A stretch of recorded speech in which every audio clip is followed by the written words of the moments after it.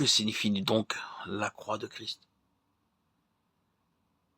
C'est la volonté de Dieu acceptée avec joie. C'est l'acceptation de sa volonté avec action de grâce, comme étant bonne, agréable et parfaite. Si nous portons la vraie croix, et non pas une contrefaçon, il n'y aura pas d'apitoiement, car avec l'acceptation de la croix de Christ, sa joie nous est accordée.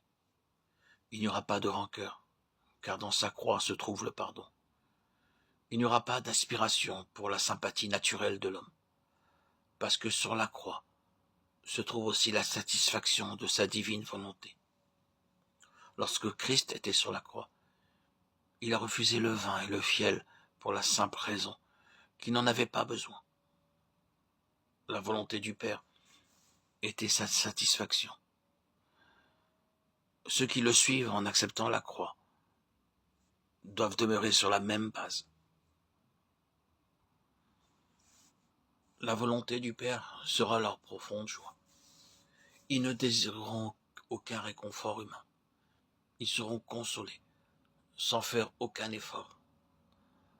L'apôtre Paul déclare « Béni soit Dieu, le Père de notre Seigneur Jésus-Christ, le Père des miséricordes et le Dieu de toute consolation, qui nous console dans toutes nos afflictions, afin que, par la consolation dont nous sommes l'objet de la part de Dieu, nous puissions consoler ceux qui se trouvent dans quelque affliction. » 2 Corinthiens 1, 3, 4.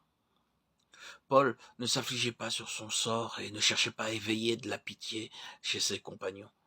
Lorsque lui-même et Silas furent injustement mis en prison et maltraités, ils ne firent aucune allusion à la sympathie. Ils étaient tellement satisfaits de la manière dont Dieu dirigeait leur voix qu'ils priaient et chantaient les louanges de Dieu.